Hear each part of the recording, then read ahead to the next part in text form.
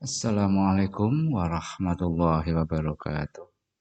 Bapak Ibu sekalian yang saya hormati, pada kesempatan saat ini saya akan mencoba menyampaikan tentang SKP tahun 2022 bagi guru, pegawai, dan tentunya staf TU.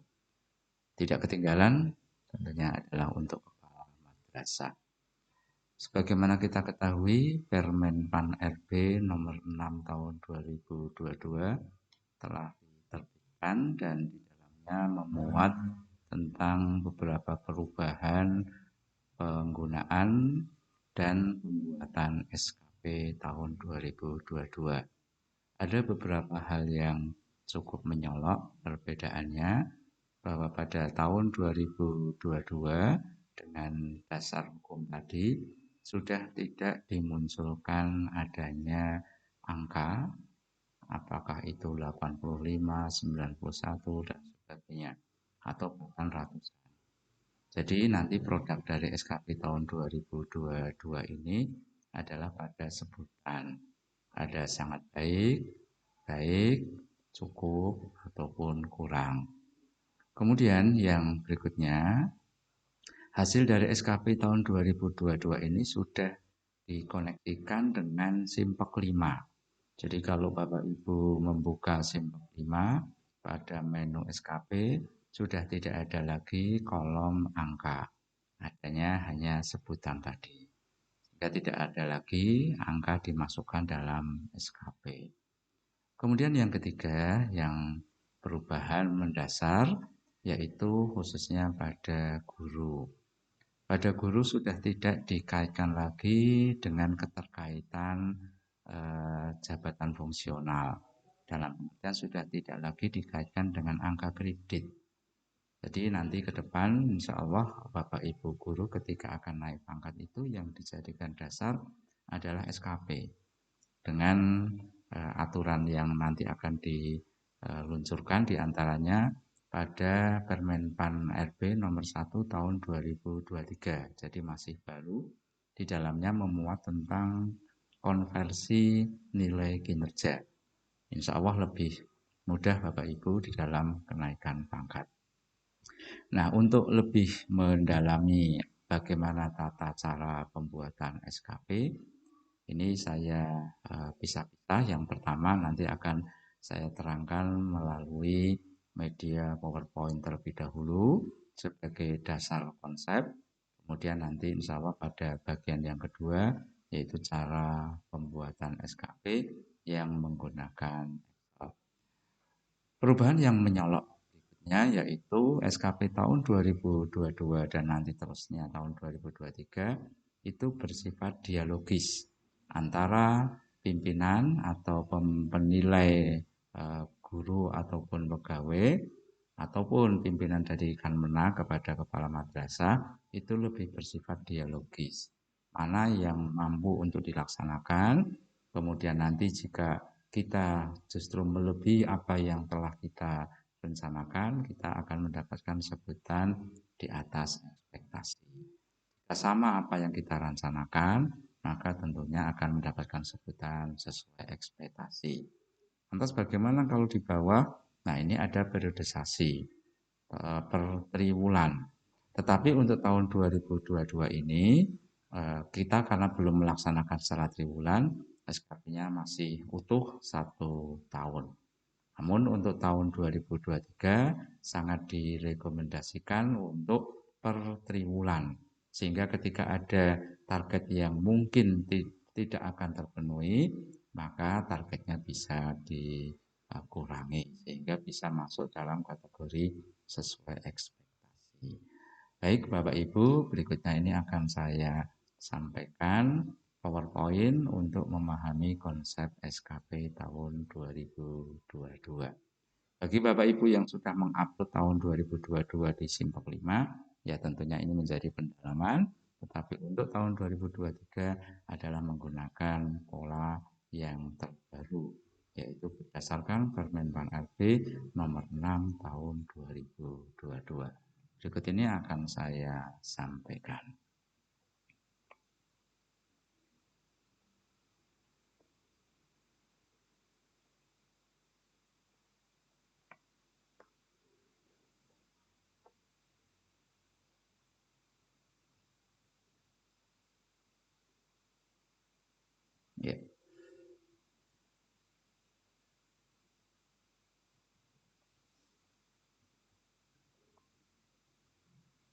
Kebetulan ada forum disimulasi pembuatan SKP ASN dengan dasar Permenpan RB nomor 6 tahun 2002 dalam forum K2 MTS Kabupaten Sleman. Oleh saya, Busrani Majid, Kepala MTSN 5 Sleman. Bapak Ibu, mari kita pahami bersama konsep pembuatan SKP-nya antara Permenpan RB nomor 6 dan Permenpan RB nomor 1 tahun 2023 tentang, kalau yang nomor 6 ini tentang pengelolaan SKP, kalau yang Permenpan RB ini tentang sebutan jabatan fungsional dan atau jabatan fungsional dan jabatan keterampilan. Kita akan membahas pijakan pertama SKP. Harus kita pahami bahwa pijakannya adalah perjanjian kinerja Kepala Kantor Kementerian Agama, ya tentunya untuk kabupatennya masing-masing, kabupaten dalam ini Kabupaten Sleman, kepada Kepala Kantor Wilayah Kementerian Agama DIY. Jumlah perkinnya untuk Bapak Kakanmenak ini ada 53 butir. Jadi Pak Kakanmenak melakukan perkin kepada Pak Kakanwil itu sebanyak 53 butir. Kemudian dari perkin Bapak Kakanmenak itu menjadi dasar pijakan yang kedua untuk SKP, di mana Kepala Madrasah membuat juga perjanjian kinerja yang disesuaikan dengan muatan kerjanya berpatokan pada butir perkin Pak Kakanmenak yang dijadikan rencana hasil kerja. Jadi perkinnya Pak Kakanmenak itu ada 53 diambil oleh Kamat atau Pukamat yang disesuaikan dengan butir kerjanya. Kepala madrasah ini dalam bahasa SKP mengintervensi kerja atau kinerja dari Bapak Kakanmenak. Nah, hasil intervensi itu disebut dengan rencana hasil kerja atau RHK. Bentuknya apa? Nanti kita akan lebih mengetahui ketika masuk dalam file Excel sebagai prakteknya. Jadi saya ulangi, Kepala Madrasah membuat perjanjian kinerja yang disesuaikan dengan muatan kerjanya berpatokan pada butir perkin Kakanmenak. Tidak bisa berpatokan pada yang lain, harus berdasarkan perkin Pak Kakanmenak. Kemudian yang berikutnya, perkin Kamat atau Kepala Madrasah memunculkan indikator kinerja individu atau IKI dan targetnya. Dan ini pun kata-kata indikator kinerja ini serta targetnya untuk Bapak Kepala Madrasah itu sudah ada pada form atau file yang berisi perjanjian kinerja Kepala Madrasah. Jadi dalam hal ini Kepala Madrasah tidak menarasikan hal-hal yang baru di dalam form SKP-nya karena sudah ada di perkinya sehingga tinggal mengambil. Kemudian ada hal yang perlu diketahui sangat mendasar karena kalau ini salah maka tentu berikutnya salah.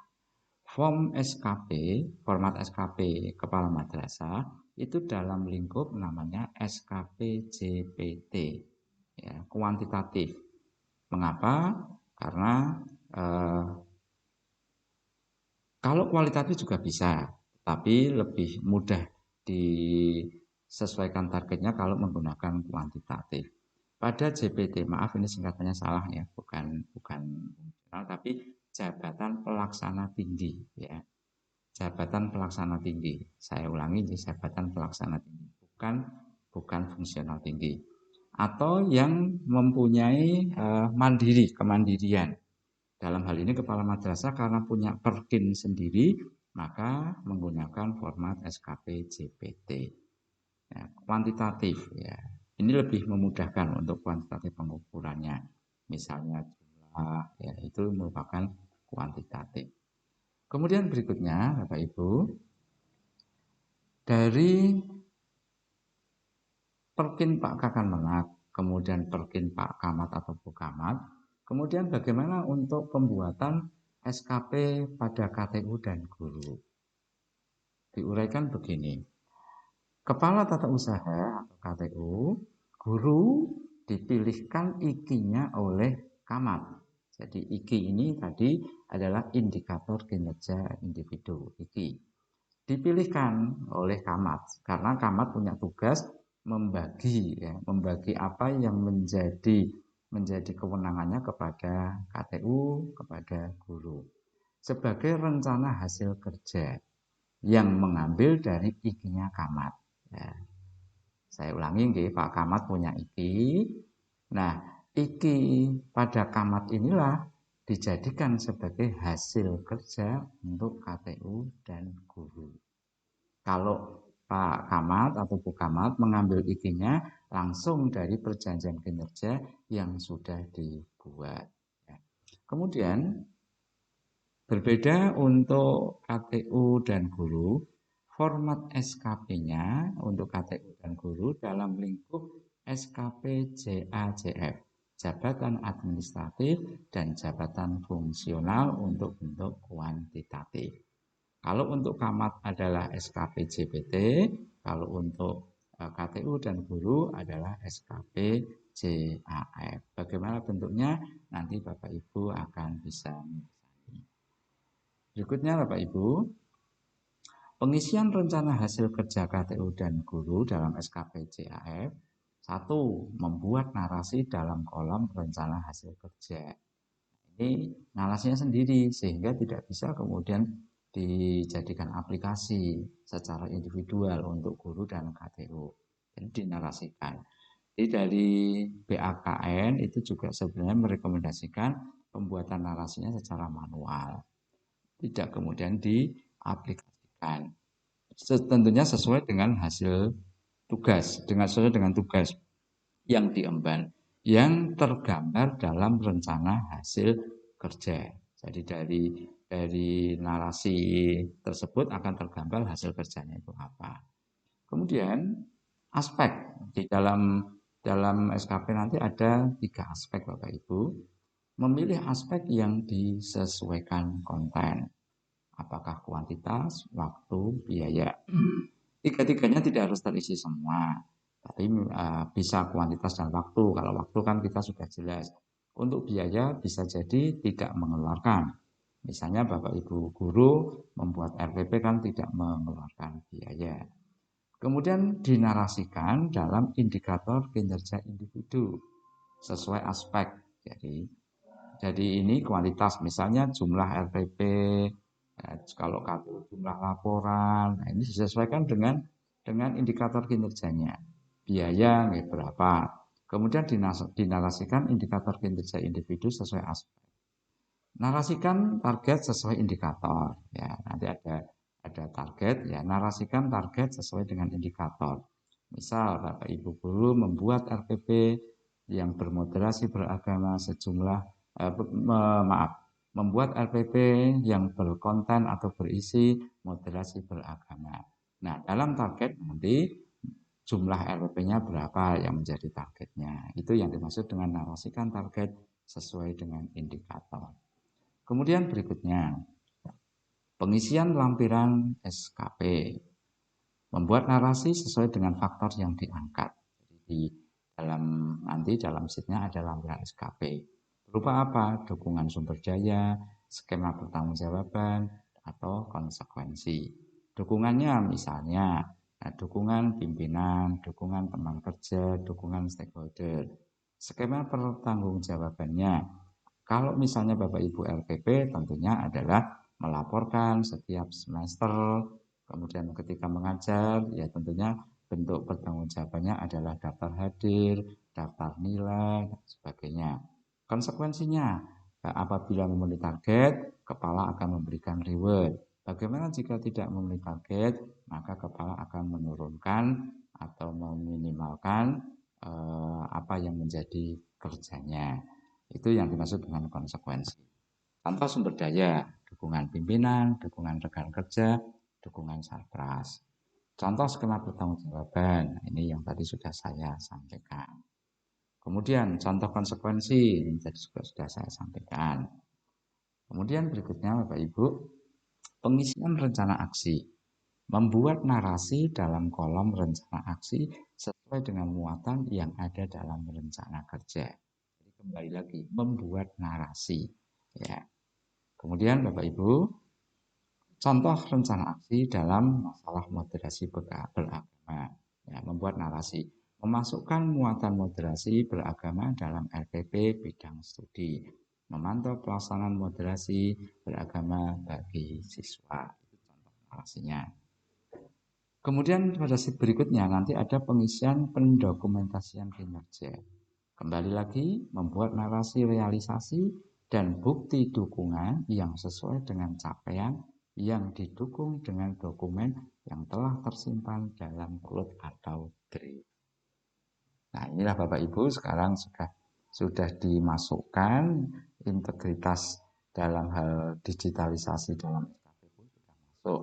Jadi narasinya apa? Misalnya yang pertama membuat narasi realisasi terwujudnya RPP bermodulasi beragama sejumlah ini.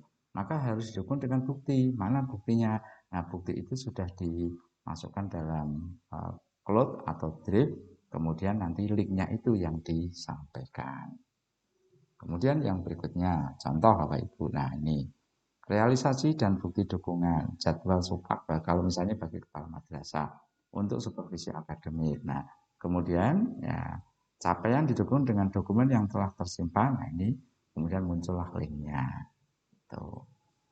Kemudian pengisian evaluasi kerja, nanti ada di sheet berikutnya, dilakukan secara dialogis antara yang dinilai dengan penilai secara individual. Jadi satu-satu Bapak Ibu. Jadi tidak kemudian hantam promo. Penilai mengisi umpan balik berkelanjutan berdasarkan bukti dukung. Jadi dalam hal ini pimpinan memang banyak bertugas di dalam pembuatan SKP. Tidak hanya kemudian tanda tangan. Contoh Bapak Ibu, umpan balik berkelanjutan berdasarkan bukti dukung. Untuk pimpinan sudah sesuai target. Jadi yang mengisi kalimat ini bukan yang dinilai, tetapi yang menilai. Kemudian pengisian rating hasil kerja dan perilaku kerja. Dilakukan juga secara dialogis antara yang dinilai dengan penilai secara individual. Di rating hasil kerja inilah penentu ASN mendapatkan penilaian. Ya. Di rating hasil kerja inilah penentuannya di atas ekspektasi, sesuai ekspektasi, atau di bawah ekspektasi. Ya. Produk akhir nanti di SKP itu adalah sangat kurang, butuh perbaikan, baik, dan sangat. Nah, kalau nanti sangat baik, ini ada konsekuensinya. Nanti dengan angka kredit tahunan yang dihasilkan oleh Bapak Ibu guru. Nah, kalau tentunya sangat kurang, juga ada konsekuensinya. Ada konversi kinerja yang telah diatur dalam Permen Pan RB nomor 1 tahun 2023. Nah, itulah Bapak Ibu guru sekalian yang berkaitan dengan SKP tahun 2022 dalam hal konsepnya. Nanti ini akan segera kami lanjutkan dengan yang berkaitan dengan cara pembuatan pada Excel. Demikian, semoga bermanfaat. Assalamualaikum warahmatullahi wabarakatuh.